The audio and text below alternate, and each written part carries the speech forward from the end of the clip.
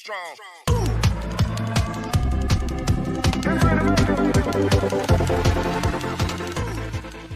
People stand in line to get their salary, and Lloyd Frontera sits on the chair in front of the line. He asks Javier if these people did not all hate him. Javier responds affirmatively, stating that they absolutely did. However, he mentions that Lloyd Frontera delivered an affordable on-doll system on time, took care of the traitor, and even summoned a creature. He explains that he is now considered a trustworthy and talented man, wondering how that can be. A worker calls Lloyd Frontera and inquires about the work contract. Lloyd Frontera responds with a yes and instructs them to sign. He expresses gratitude, mentioning that their child used to suffer from a severe cold during every cold spell. However, this year, thanks to Lloyd Frontera's on-doll system, they no longer have to worry. The worker bows down and expresses their heartfelt thanks. Lloyd Frontera asks if that is so and expresses that he is very happy for him. He reflects on trying to satisfy his greed and now feels embarrassed. The worker mentions having a relative in the neighboring Lacona land and inquires if Lloyd Frontera would accept an order from him as well. Lloyd Frontera thinks that the first stage of his big plan is finally here, and he didn't build all those on-dolls at a loss for nothing. He plans to use the travel expenses as an excuse to increase the cost and profit from it. He laughs and agrees, stating that, of course, the worker would need to pay extra for the travel expenses. Javier looks at him and thinks that there's that shifty look on his face again. This was the reason he built those on-dolls at a loss. So then he wonders why he is constructing that road to the mountain. After a while, Lloyd Frontera stands with Javier, holds his shovel, and mentions that pretty soon these mountains will be stripped bare. Javier asks what he means. Lloyd Frontera explains that an on-doll requires an astronomical amount of fuel, and these trees here won't be enough. Javier expresses concern, stating that he knew this would happen. Lloyd Frontera responds by mentioning the construction of the Appian Way. He elaborates that at the end of the road, they are going to mine for black coal and sell it at a huge markup. He adds that once people get used to an on-doll, there's no getting out of it, and of course he will give the people of their land a small discount. Javier thinks about how sneaky and devious this plan is. Lloyd Frontera comments that he probably thinks he is sneaky and devious, and if he does not do this, does he think he will be able to repay their debts? Javier admits that this is the best solution for now, but it's not as if the Baron leaves the black coal undisturbed because he is unaware. He mentions that previous barons have tried several times. Lloyd Frontera responds that he knows the mine collapsed due to the weak bedrock, but he can do it. He asserts that he has the benefit of modern excavation technology, the shield tunneling method. He urges them to go, stating that there is so much for them to do. Javier thinks about the shield tunneling method, acknowledging that he has never heard of it, but decides to trust him for now. He reflects that their lord is a new man, and he has a plan. As they approach the tunnel, they find it blocked by broken stones. Meanwhile, inside the tunnel, many giant ants are present. Lloyd Frontera uses his magic and announces that he summons them to a luxury Gangnam apartment building. The magic light starts to explode, and he emerges outside the building. He reflects that it would be nice if he had a cool skill like that. After a while, he sits in an office and uses magic on the paper to draw a sketch. He thinks that this is taking forever. The system notifies that the intermediate design level 1 optional skill is printing architectural drawings. He relaxes in the chair and expresses his wish to summon 100 undead workers that he does not have to pay. The system window notifies that if he does not like it, he can always draw it by hand again. He declines, thanking the system, as this skill is the best. He thinks that with the Newman incident, he raised his approval rating with the Baron and Baroness, Javier and Bayern, earning him 639 RP. He reflects that with those points, he went on a leveling up spree, gaining all sorts of skills. After a while, he stands outside the tunnel and declares, now then, he needs to dig away in there. Optional skills include intermediate surveying and GPR scanning. He employs his skills to inspect the tunnel's entry points and explains that this skill allows him to see up to 5 meters in depth, enabling him to find a safe path for them. Recognizing the problem, he notes that they need to excavate as quickly as possible, as relying on human power alone will take too long and lead to quick fatigue. He contemplates that Pipodong is currently bedridden sick from road construction and long-distance jobs. Even if Pipodong recovers, he believes Pipodong would be too large, posing a significant risk. He concludes that's it. That's what he has to do. Pondering random summon games, he notes he has plenty of RP, so he decides to proceed. A magic circle appears in front of him, and Bangle emerges from the circle. Lloyd Frontiers examines Bangle and wonders about its purpose, contemplating if it's designed for assassinations and if it possesses poison. He initially finds it seemingly useless from the outside. However, he recalls that Piporong also appeared hopeless at first, and he speculates that Bangle might have its own uses. Curious, he inquires if Bangle can grow bigger with sunflower seeds, to which Bangle nods. Lloyd Frontiers once again asks if Bangle has a special skill, and Bangle nods once more. Lloyd Frontiers then requests Bangle to demonstrate his special skills. The scene shifts to a few weeks later. He states, Step 1. At the front of the shield tunneling machine, an enlarged Bangle is excavating and consuming dirt. The system window notifies that Bangle's current skill is chomping dirt level 1. He instructs Javier to get ready, and the system window declares to him that Bangle's current skill, accelerated dirt digestion, is at level 1. Lloyd Frontiers considers Step 2 as Bangle launching steel dung.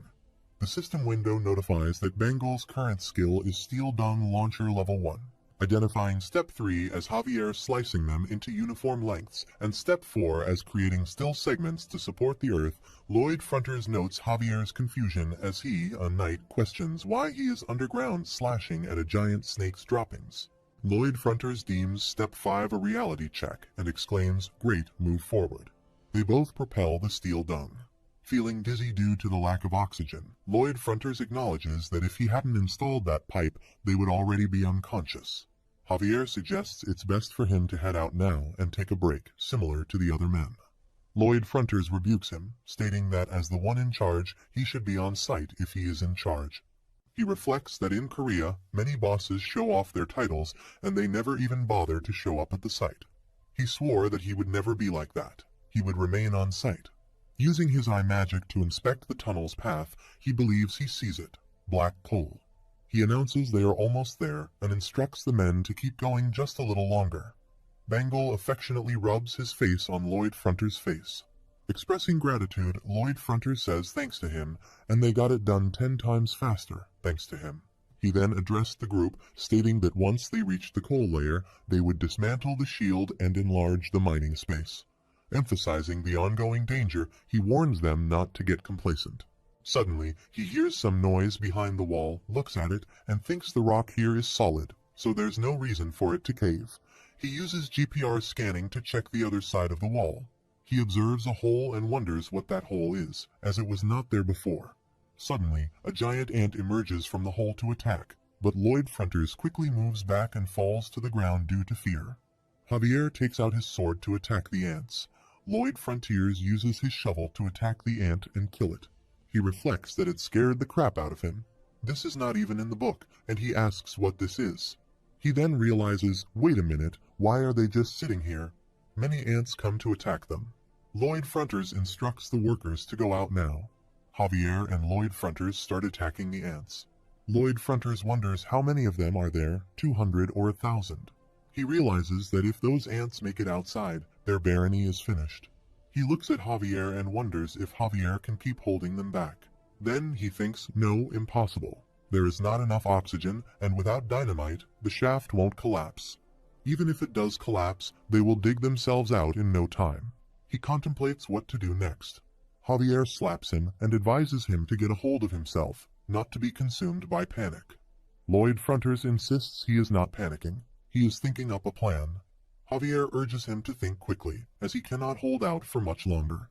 Lloyd Frontiers contemplates that an ant nest in black coal is underground. He lights up a fire stick and thinks that's it. He declares they will face the ants head-on and suggests going into the ant nest.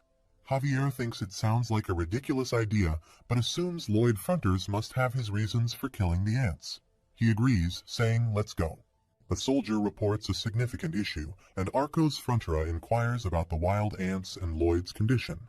Opening his cupboard to retrieve his armor, Arcos Frontera is informed by his soldier that he has evacuated the workers, remaining inside with Javier. Sir Baron is currently preparing to close off the mines. Wearing the armor, Arcos Frontera instructs to release the workers immediately.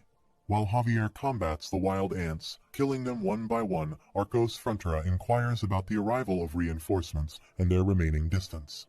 Lloyd Frontera responds, urging them to cease communication as he is occupied. He acknowledges that it's advantageous the ants are not leaving the caves, but expresses concern about their encirclement. Simultaneously combating the ants, he believes Javier's endurance is waning in the hot, airless cave, emphasizing the urgency of finding a solution without any delay. Meanwhile, he contemplates the presence of a methane gas layer, speculating that methane-producing bacteria residing in coal might be responsible. He directs Javier to advance. Anticipating pockets of methane gas, he believes that locating it would enable him to detonate the entire colony. As he starts digging, his attention is drawn to what he believes is the methane layer. While digging and observing the methane layer, he instructs Javier to continue slicing up the ants. A massive ant approaches, prompting him to attempt to strike it with his shovel. However, Javier intervenes, swiftly cutting the ant into two pieces. Undeterred, he resumes digging at an accelerated pace, accompanied by an unusually loud sound that forces them to cover their ears. Spotting a gigantic ant, Lloyd Frontera questions if it's the queen, noting its enormous size, and readies himself for combat. Turning to Javier, he asks if he can fend off the queen, but Javier declines. Once again, he queries why Javier hasn't informed him despite his attempts. Javier responds that certain things are known without the need for experimentation. Persistently, he questions whether they still possess a choice in the current situation. Lifting his sword, Javier runs forward to attack. The queen retaliates, and he successfully blocks the counterattack. Lloyd Frontera joins the assault, convinced that Javier is managing to hold the line for the moment. Sensing an opportune moment, they both launch an attack on the queen. Simultaneously, he resumes digging the ground and rushes to retrieve the fire stick, instructing Javier to run towards the exit. They flee with the queen in pursuit.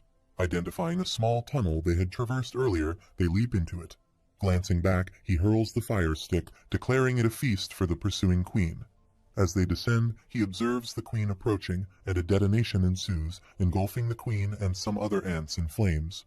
Javier ascends to rescue him from the fire.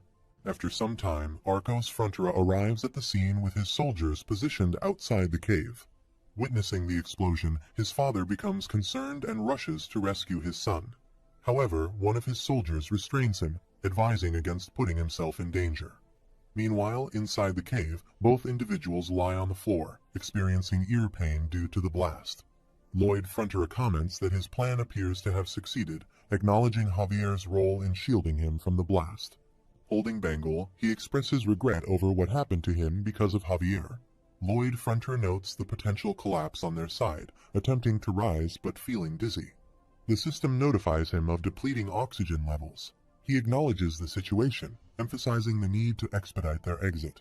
However, he realizes that they must traverse a path requiring him to dig for more than 15 feet, causing a rapid decline in his oxygen supply. He inquires about other options and declares that he must dig for Javier and Bengal, resuming his excavation. Javier attempts to open his eyes, struggling to see, while Lloyd Frontera insists that they will escape together regardless of the challenges. He asserts his responsibility for both of them. The system notifies that Javier is moved by Lloyd's determination not to give up, resulting in a 6-point increase in approval rating, earning 108 RP. His current RP total stands at 157, with his remaining oxygen decreasing. Recognizing it as a now or never situation, he decides to try, acknowledging the potential risks. The oxygen level issues a warning, prompting him to instruct the messenger to search for a skill he can upgrade. The system notifies him about scanning pre-existing skills while a magical circle appears around him. The system notifies him about his skill identified as absorbing mana from the surroundings, another skill processing absorbing mana, another skill amplification of absorbed mana, and the system notifies that he can combine these skills into the skill Asrahan core technique. Lloyd Frontera thinks that even after the duel against Newman, he practiced any chance he got. Whatever he learned how to do, he can now improve that skill. He clicks on the yes button and sees it takes 10 RP points and thinks absolutely yes. The system notifies him that the advanced skill Asrahan core technique single circle level 5, while a small shining circle appears and covers his heart. He thinks he feels it, and it's too bad he doesn't have a mana heart, but he can definitely feel the mana circle. Meanwhile, the system notifies him that mana has amplified to 120%. He usually thinks that the skills they possess can improve only a little bit even with lots of hard work. However, he has RP. The system notifies him that the Asrahan core technique level up skill and 10 RP are needed, and his current RP is 142. He thinks he can blow it up to huge levels in no time, and selects the level up skill option. He thinks let's go, he's going all in on this, and the system notifies that Asrahan core technique single circle is now at level 6, with his mana amplified to 125%. He thinks that it costs 5 RP every time he levels up, and the system notifies him that the Asrahan core technique single circle is now at level 8, then at level 9, and finally at level 10. He wonders if the required RP increases exponentially.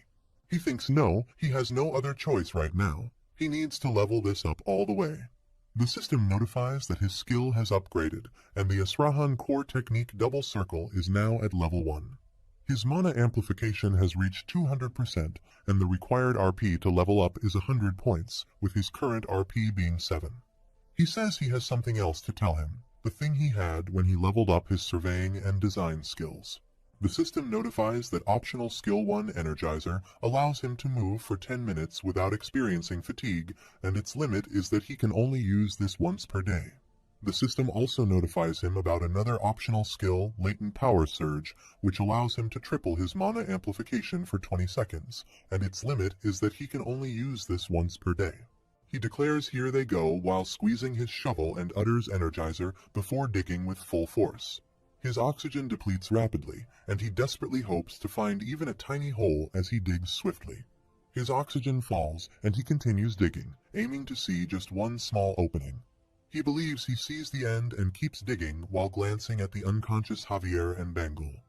As his oxygen approaches its end, he becomes exhausted, and his shovel falls. The system notifies him that the Energizer has reached its 10-minute time limit. In response, he activates a latent power surge and resumes digging. Frustrated, he thinks, damn it, it needs 20 seconds, as his oxygen reaches its limit, causing him to collapse. Feeling the brevity of the moment, he reflects on his desire to live the nice, sweet life of the son of a country aristocrat. Attempting to rise, Lloyd Frontera is approached by Piporong. He looks at the hamster and realizes it's about oxygen. Encouraging himself, he exclaims, "Come on." The sweet life of a nobleman's son awaits him and resumes digging. At night, Arcos Frontera and his soldiers enter the cave in search of them. Baron warns that it is dangerous to proceed, leading him and others to turn back. Arcos decides to press on to the end. Lloyd places Javier on his back and attempts to leave the cave. The system notifies that Lloyd was able to overcome his physical limitations in an extreme environment through impressive improvisation. The experience has a strong effect on his Asrahan core technique. The system also notifies him of an optional skill, Power Saving Mode, allowing him to use the Asrahan core technique, albeit weakly, even in extreme exhaustion. Witnessing them, his father rushes towards them. Lloyd Frontera loses consciousness and falls into his father's arms. They are taken to the palace. After a while, a person in the village speaks to his friend, mentioning Lloyd Frontera. He admits that he initially thought Lloyd was just a troublesome drunk, but he had misunderstood. When wild ants appeared in the mine where his nephew worked, Lloyd didn't hesitate to evacuate the workers first. The speaker goes on to share that he heard Lloyd and Sir Javier confront the ant colony together, successfully eliminating all the ants. The other person agrees, adding that Lloyd carried Sir Javier out on his back, even though Lloyd himself was half dead.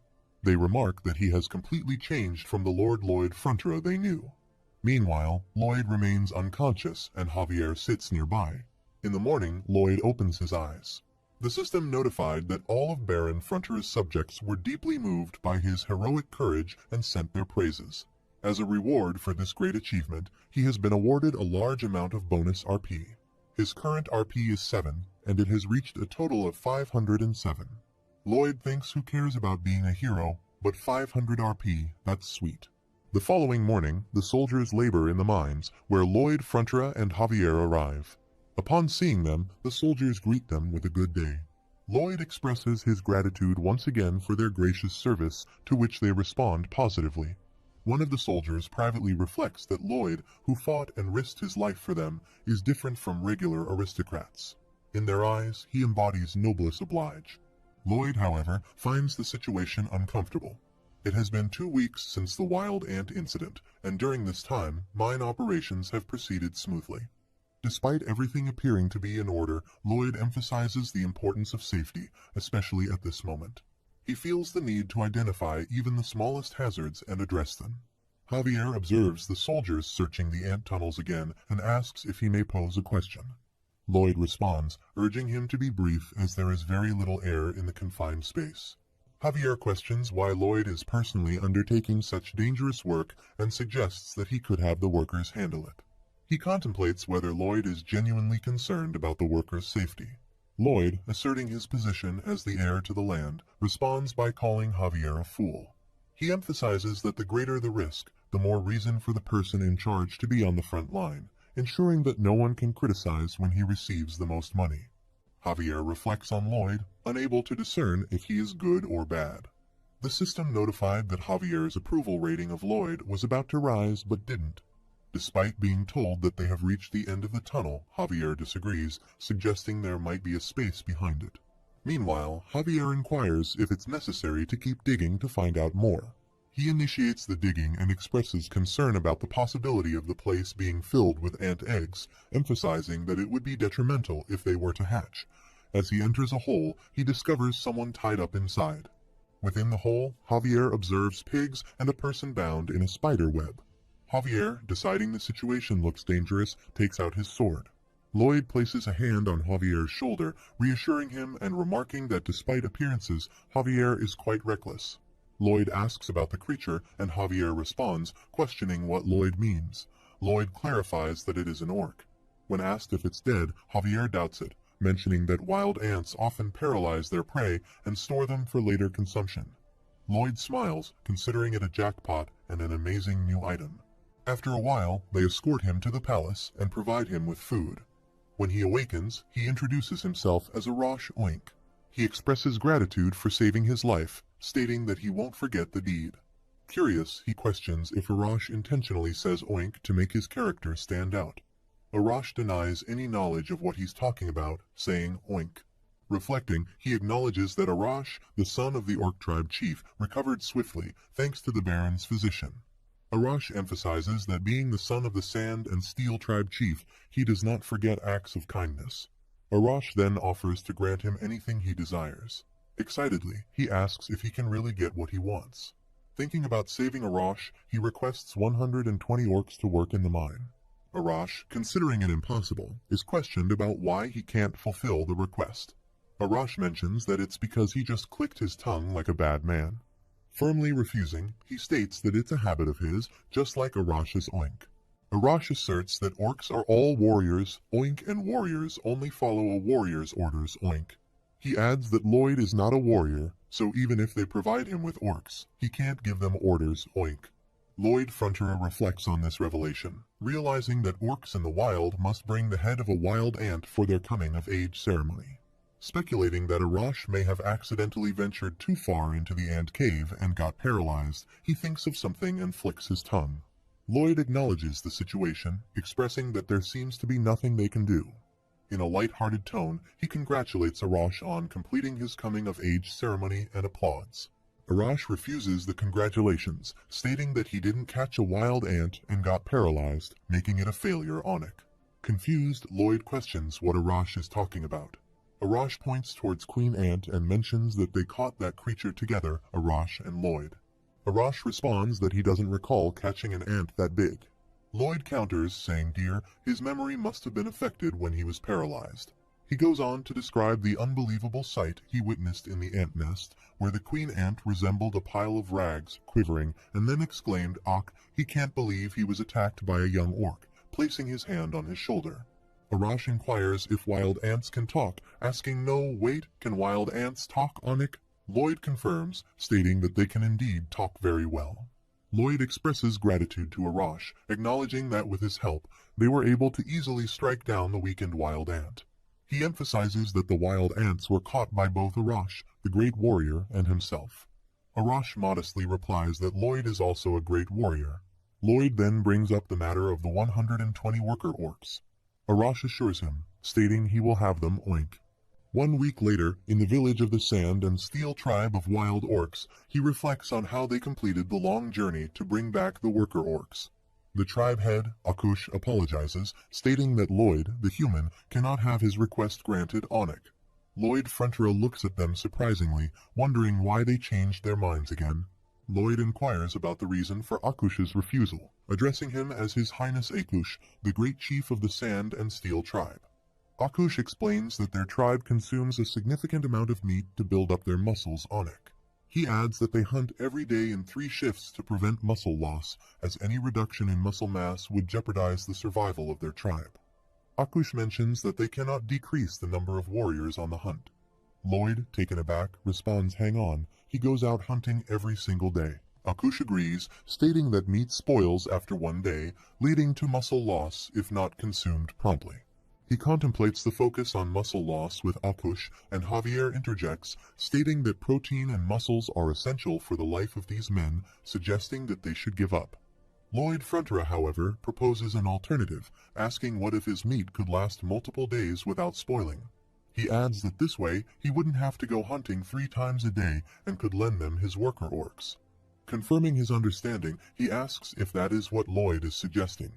Akush agrees, acknowledging that their orcs would like to repay Lloyd's kindness, but they cannot risk muscle loss. Lloyd responds optimistically, expressing his belief that it is possible. He reiterates, saying that he can make the meat last for days without spoiling. Lloyd Frontera thinks let's wind back to when they first arrived at the village. Arash becomes emotional and runs to his father, while his father also becomes emotional. They both quickly ran to hug each other.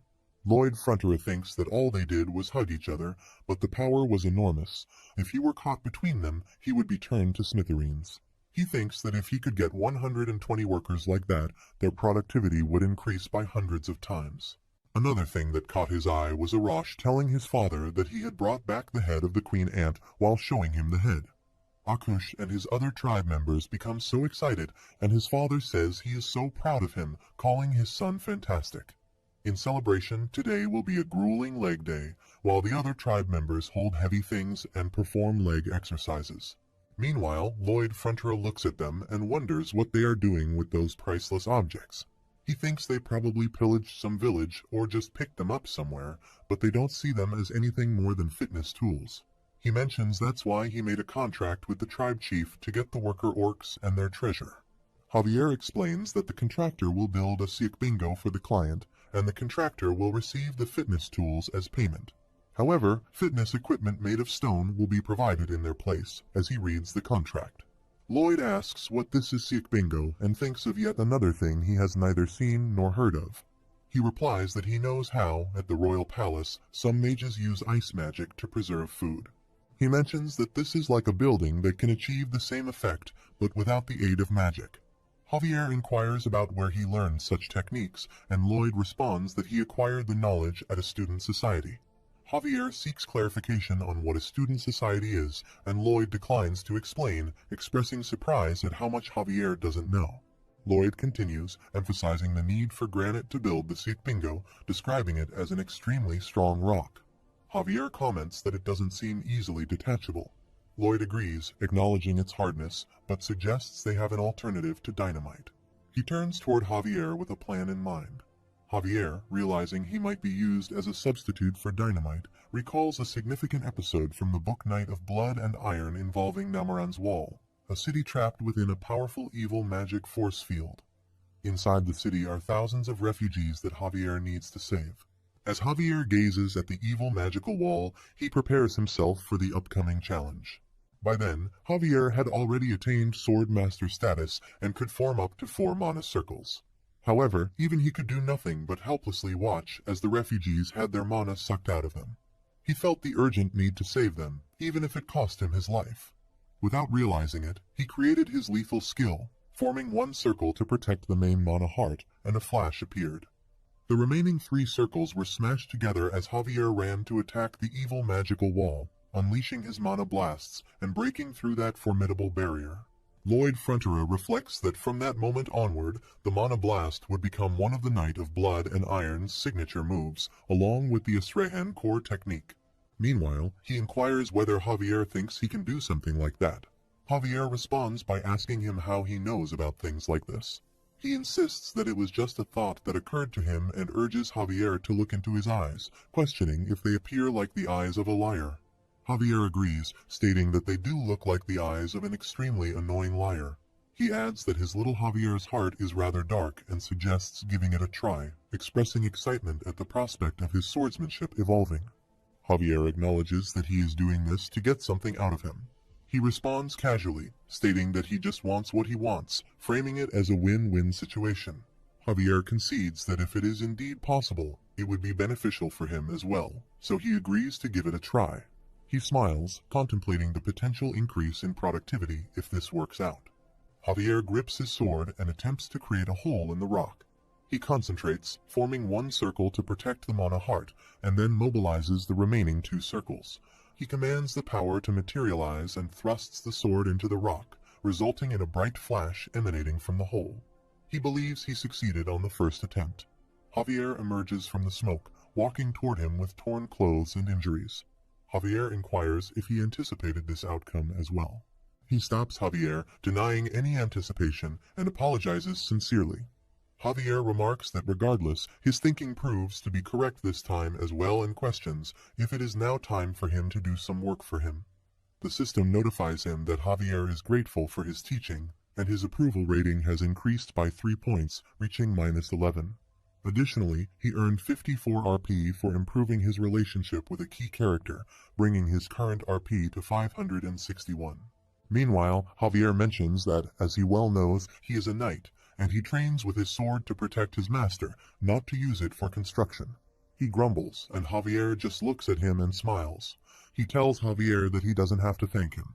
Javier turns, looks at him, and clarifies that he was not thanking him at all. Lloyd Frontera thinks that after that, construction went at a lightning pace.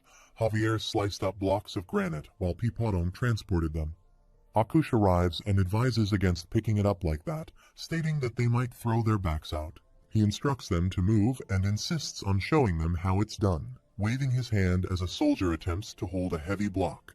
He realizes that the orcs took up the job on their own, acting like some gym addicts, even though he didn't ask them. The tribe members quickly transport blocks to the mines, and one of them remarks that it's such a good workout, while another states that this is killer. Lloyd Frontera and his workers sit and observe them. Lloyd Frontera wipes his sweat with a hand fan, thinking that at this rate they will finish 5 times faster than planned. Now all they need is some ice and insulation. He says to Javier those 5 men they sent out to fetch the insulation. How many days has it been? Javier replies 3 weeks to the day. Lloyd Frontera asks is not more than enough time for a trip there and back. Javier suggests one of 2 things may have happened. Either the men are being lazy and taking their time.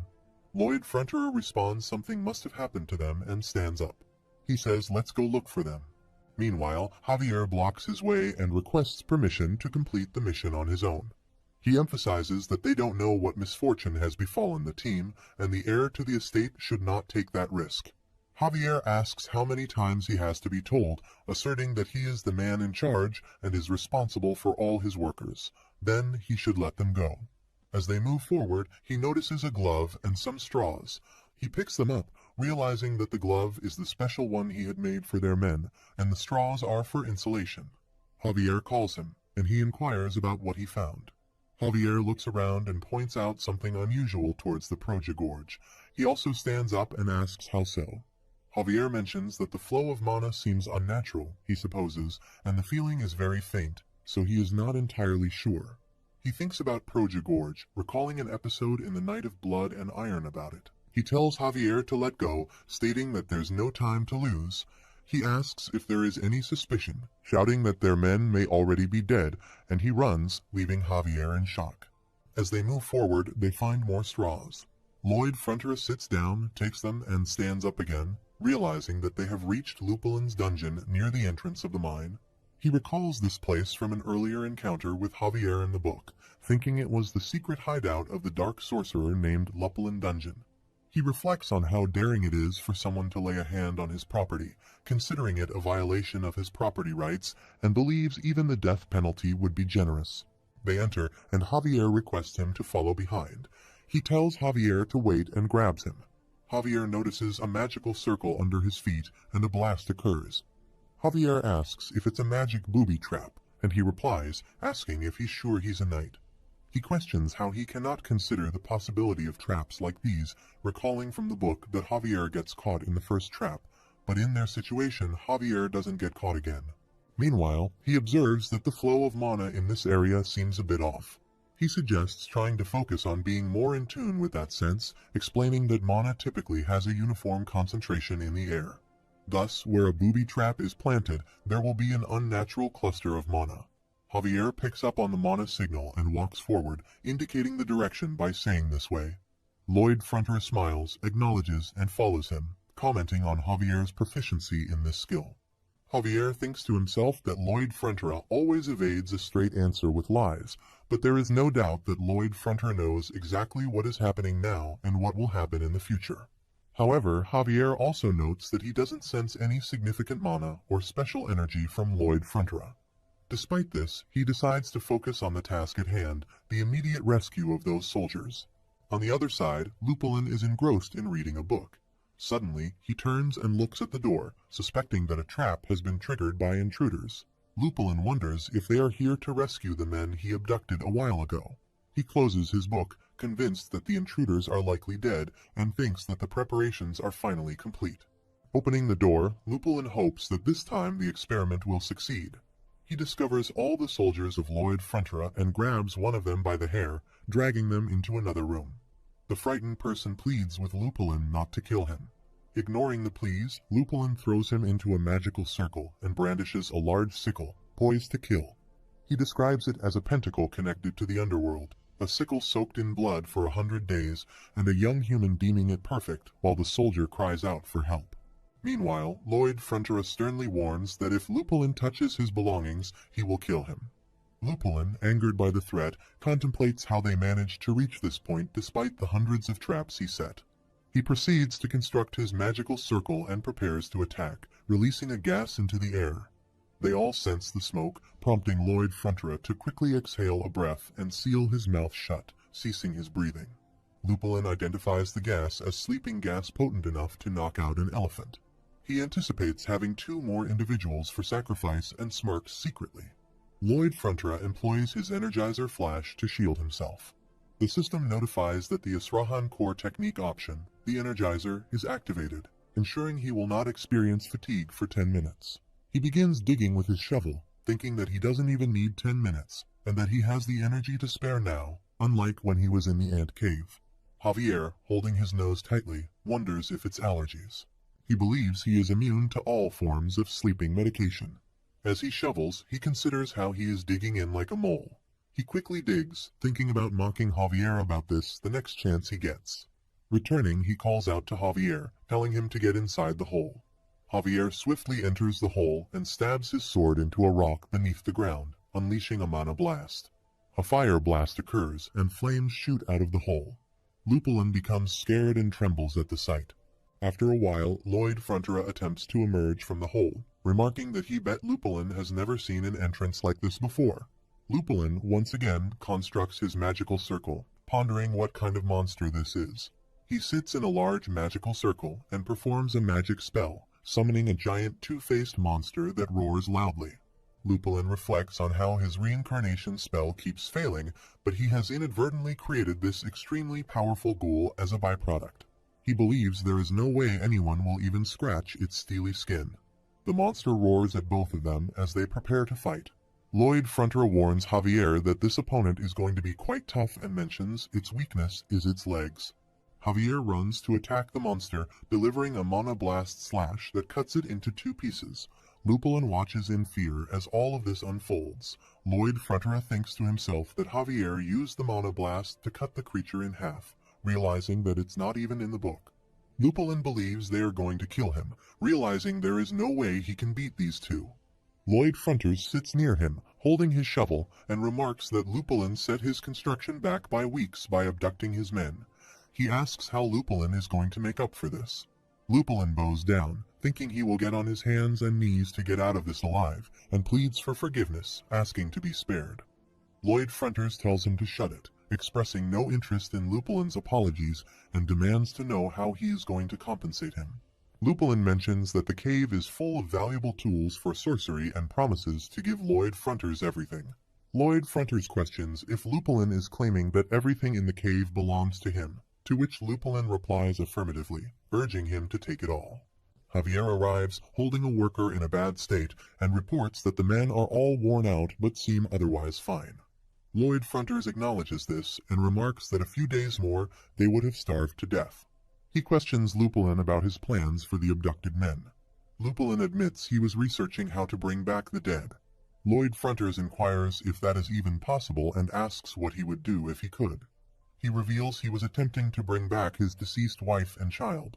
He explains that he worked as a sorcerer in his lord's castle and lived an ordinary life with his family, emphasizing that it was not just normal but a very happy life. However, his lord, who turned out to be a friend, tried to steal his wife away from him. In an attempt to escape, he planned to run away with his family, but his lord tracked them down. Lloyd Fronters interrupts, telling him to stop and expressing his disinterest in the sob story. Lloyd Fronters questions Lupulin, asking if he believes bringing his wife and child back to life would make them grateful for the hundreds of innocent people he killed in the process. Lupulin tries to say something, but Lloyd Fronters points out the ghoul he created and the lives sacrificed to make it, including the happiness, families, and lives of innocent people. Lloyd Fronters questions if none of that matters just because Lupulin has a tragic story. He asserts that no matter how Lupulin spins it, it won't change who he really is, a person who crushed the happiness of others and became a serial murderer. Overwhelmed, Lupulin starts crying. Lloyd Fronters stands up and declares that he will return with his men to collect the tools. As he leaves, he warns Lupulin that if he tries to hurt anyone again, there will be no mercy. Lupulin bows down, expressing immense gratitude. Lloyd Fronters contemplates the events in the novel where Javier forgives Lupulin, forces him out of his laboratory, and Lupulin goes on to kill hundreds more, altering his own body and becoming an annoying villain that Javier must face once again. Despite knowing all of this, Lloyd Fronters finds himself walking away from Lupulin. Suddenly, Lupulin attacks them from behind with magic. Lloyd Fronters looks at him and reminds Lupulin that he explicitly told him there would be no mercy. He believes it's because he foresaw this outcome from the beginning. Javier attacks Lupulin, cuts his neck, and ultimately kills him. The story shifts to a worker's head who insults another worker and questions where his manners have gone. The worker insists that his bow needs to be at 90 degrees. Reflecting on a past experience with an old guy who would curse him for no reason, the worker mentions that every time he acted out, he would apologize, promising to be more careful. The worker's head advises him to learn some manners, referring to him as a little shit. The worker believes that kindness brings more kindness, and he avoids confrontation, understanding that conflict begets conflict. As the worker's head prepares to leave, he comments on how kids these days do not learn any manners. He bows down, thinking that if he treats others with respect one day, it will be returned. Despite the provocations, he holds back each time, maintaining a positive mindset. The scene shifts to the next morning as the worker greets his head with a cheerful good morning. However, the head worker responds by again abusing him, questioning why he is shouting and claiming he almost broke his eardrum, referring to him as a little prick. The worker believes the head underestimated him, taking him for a weak pushover. Dismissing the insults, the head worker calls him pathetic and moves to leave. Frustrated, the worker tries to ignore the provocations, thinking that letting it go will bring an end to the situation. He realizes that exploding in anger will only make things worse now and contemplates the idea of inner peace. Despite his efforts, the head worker laughs and suggests that his parents must be ashamed to have a kid like him. Unable to contain his anger, the worker places his hand on the head worker's shoulder, calls him, and delivers a hard punch to his face. Other workers are shocked and inquire about the situation. The worker continues to punch the head worker repeatedly and then kicks him. In the midst of the brawl, he reflects on the consequences, thinking that he is now in trouble. Other workers intervene, catching him and putting an end to the fight. The head worker instructs them to knock it off, stating that it's enough. The worker, reflecting on the aftermath, wonders what will happen next. As the day progresses, he resumes working on the construction site. The head worker passes by without saying anything, and he feels a sense of peace, finally having some tranquility in his surroundings. The scene shifts back to the cave where Javier kills Lupulin. Lloyd Fronters walks away from there, placing his shovel on his shoulder. He reflects that there are clearly times when violence must be stopped with violence and believes that they should not sink to their level. He contemplates the situation, noting that in Korea, murderers, attackers, and fraudsters are often given only a slap on the wrist because they also have rights. He dismisses this notion, thinking it's laughable, as he believes villains deserve a punishment befitting a villain. After a while, Lloyd Fronters walks with workers through the forest. One worker becomes very tired. Lloyd Fronters looks at him, expressing concern that he is about to pass out, and hands him his bags. He reassures the worker that he can handle them. Lloyd Fronters also instructs other workers to give their bags to the tired worker, making it in order. He ties all the bags together. Despite protests from a worker who suggests they will carry them, Lloyd Fronters puts the bags on his back and sternly states that if he hears another word, no one will receive a bonus. He emphasizes, "Now let's go," and the workers all become emotional. Javier contemplates whether Lloyd Frontera doesn't want more weight for them to carry, or if he genuinely worries about them. Uncertain of the reason, he acknowledges that, for these men, it doesn't matter right now. He believes that for them, Master Lloyd Fronters is a leader they can trust and follow. The system window notifies that the rescued soldiers have been deeply moved by his actions, and through their words, this touching episode will soon spread far and wide. It asks if this was a challenging experience. He questions the notion of a rewarding experience, stating that if the reward is not money, he is not interested. After a while at Siakbingo, Arash stands in a jail, addressing the fact that this is Siakbingo. Lloyd Fronters and Javier also stand there observing him. Arash remarks that it is only a little cooler than outside, causing the meat to spoil and resulting in muscle loss. Lloyd Fronters acknowledges this, noting that the place is still ongoing and there is no ice yet. Arash questions the lack of ice in the hot wasteland, to which Lloyd Fronters suggests making some. Arash asks how, and Lloyd Fronters replies with a smile, saying they can find a way somehow. The system window raises doubts, questioning if they brought back a conman, Oink, and suggesting that the story about the Queen Ant might also be a lie if Arash is more stupid than they thought. Lloyd Fronters internally dismisses these thoughts, telling the system to shut it, asserting that he never considered Arash a fool and emphasizing that Arash is a very important pushover customer. The system persists, stating that those thoughts are not his. Arash, on the other hand, believes that Lloyd saved him, and that he should not consider Lloyd a bad man. He moves up the stairs and says to let him know if he needs any help. Lloyd Fronters waves toward him and assures him that there's nothing to worry about. They will be done soon. Javier, curious, asks how Lloyd Fronters plans on making ice. Lloyd Fronters looks at him and acknowledges that it's a good question, asking for suggestions. Javier interprets the look as meaning Lloyd Fronters really needs a plan. He confronts Lloyd Fronters, pointing out that he made a contract with them without a plan and questioning if he was planning to defraud them. Lloyd Fronters responds by stating that unsuccessful people often find numerous reasons not to do something, using excuses like they can't do this or that because of various reasons. He emphasizes that successful people, on the other hand, start things and figure them out somehow, which he identifies as innovation. According to him, that is the mindset of an entrepreneur.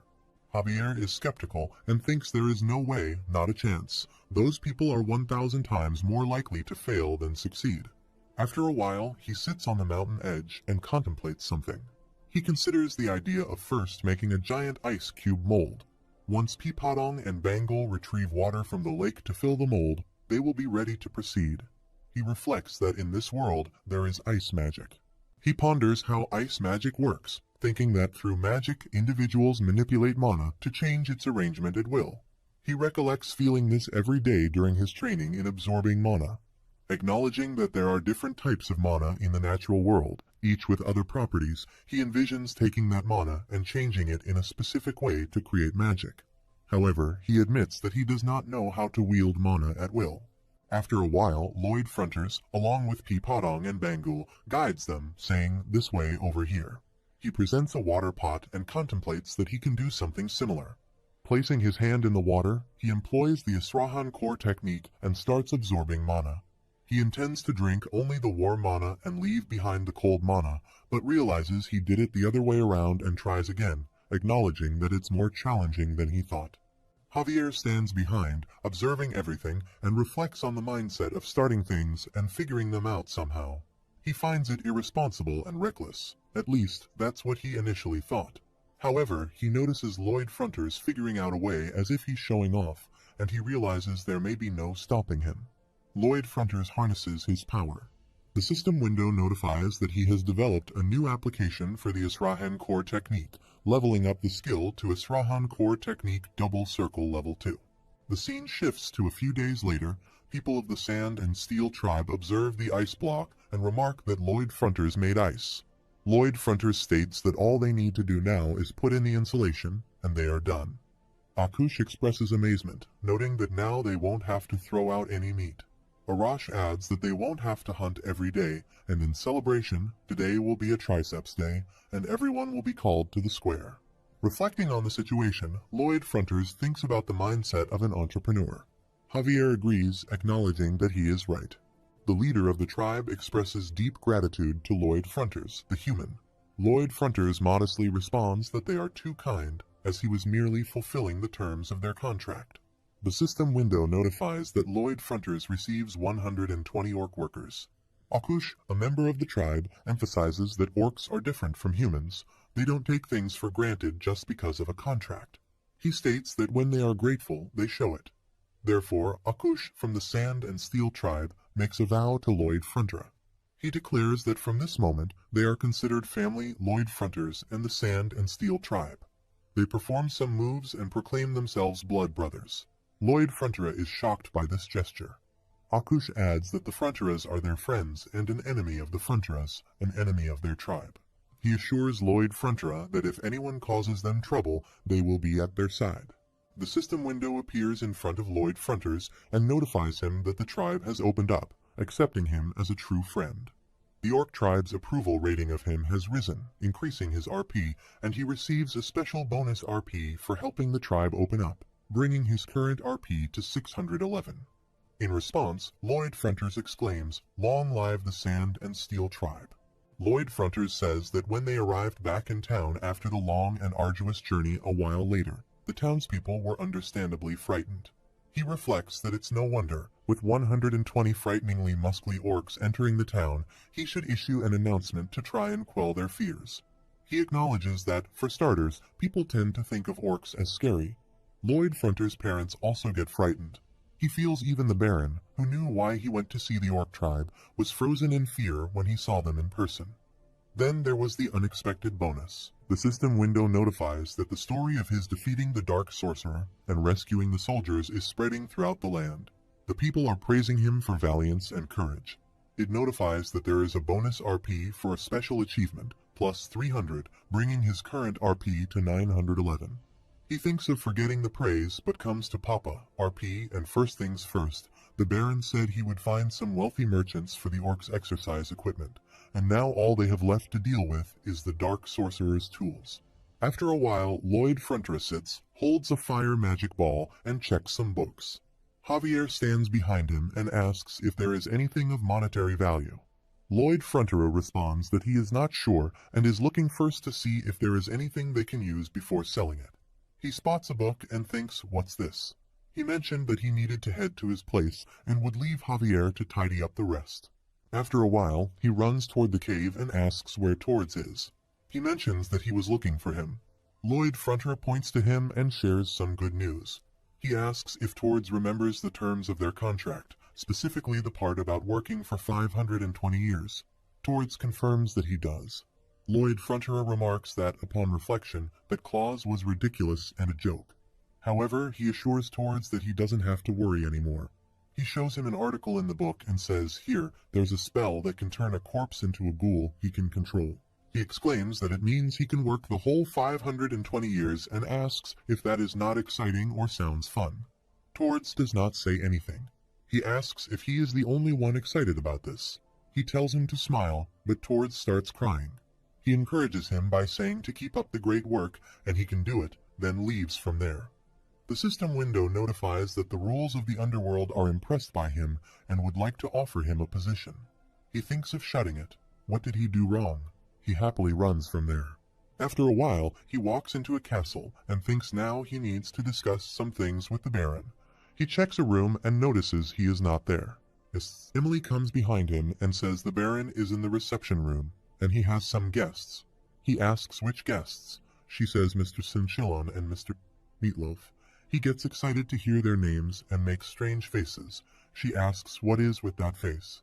Meanwhile, moneylender Meatloaf informs Baron that, as he already knows, their policy is to receive the principal of the loan in a single repayment.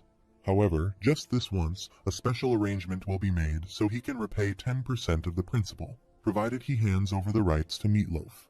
Meatloaf questions why Baron is not responding and asserts that answering would result in a reduction in his interest payment, which would be beneficial for him.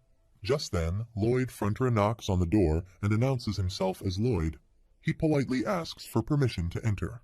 Baron responds affirmatively, saying, "Yes, please come in." He opens the door, enters and greets them, expressing his hope that they have both been well. Meatloaf presents some papers to Lloyd, cautioning him against making threats and stating that they have an official invitation. Lloyd Frontera laughs, acknowledging his intellectual nature, and mentions overhearing the enticing offer Meatloaf is presenting. He boldly proposes an offer of his own. In response, Meatloaf expresses his disinterest, stating that he does not care for any offer from Lloyd.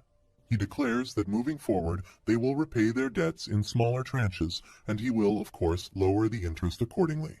Meatloaf interrupts, stating he had made it clear he did not want to hear it, and questions how dare he. Despite the objection, he smiles and mentions that both parties can present less than ideal offers. Expressing anger, Arash enters the room and demands to know who dares to anger his Frontera brother. Meatloaf and Shillam become frightened. Arash warns that anyone causing trouble for the Fronteras will face the full force of the Sand and Steel tribe. Lloyd Frontera intervenes, questioning Arash about the misunderstanding, to which Arash clarifies that it sounded like they were shouting at Lloyd. Lloyd denies this, attributing it to his loud voice. Assuring them not to worry about him or his offer, Arash asks for their opinion. Lloyd Frontera inquires whether they should refuse it. Arash, concerned about hurting Frontera's feelings, threatens to tear anyone who hurts him to pieces. In response, Meatloaf and Shillan quickly run away from the scene. Lloyd Frontera observes the invitation letter and expresses that if he had things his way, he would cancel the debt entirely. However, recognizing that it would be a crime, they will have to make do with these changes. Baron acknowledges this, saying yes and expressing gratitude. Lloyd mentions that the Ondal construction business is gradually expanding, and the mining of soft coal is progressing smoothly. He assures Baron that they will be able to pay off the debts in no time. Lloyd emphasizes the importance of keeping the contract safe, handing the paper to Baron, who confirms with a sure. However, Lloyd notes a significant problem they are facing. If not resolved, it could lead to serious consequences. He points to Arash and mentions that these guys consume 10 times more than a normal human. The cost of feeding them is substantial, and if this continues, they may accumulate more debt. Baron reacts with shock upon hearing this revelation. He reflects, reaffirming his belief that the orcs are the best miners. Arash begins digging the tunnel, working tirelessly. Lloyd Frontera arrives at the site and inquires from a worker about Arash's location. The worker points to Arash, stating that it's that orc over there who has been working non-stop for 24 hours. The workers manage to catch Arash with difficulty. Lloyd Frontera instructs them to get Arash out of there, emphasizing that he wants to see him back the next day. Arash protests, expressing his reluctance to rest as he intends to work out his muscles. He believes that the orc's remarkable fitness and insatiable desire for a workout have resulted in a productivity increase of more than tenfold. Arash inquires about wages, specifically mentioning money and stating that orcs have no need for it. He believes they even refuse to be paid. However, he notes that orcs only ask for their bellies to be full, acknowledging that it's easier said than done. After a while, Lloyd Frontera sits with his father, Baron, and asserts that they must increase tax revenues exponentially. They need the funds to purchase meat for the orcs, and by considering the productivity of the mines, they would never incur losses. Baron acknowledges the point but expresses concern for the people's current struggles, emphasizing that raising taxes is challenging for them. Lloyd Frontera acknowledges the difficulty, stating that raising taxes without a valid reason would be akin to robbery. He questions who would be willing to work hard if their earnings were to be taken away. Such a practice, he argues, would result in a decrease in tax revenues, leading to losses. Baron queries how he proposes to raise tax revenue. Lloyd Frontera simplifies the solution, suggesting that they need to enable people to earn more money,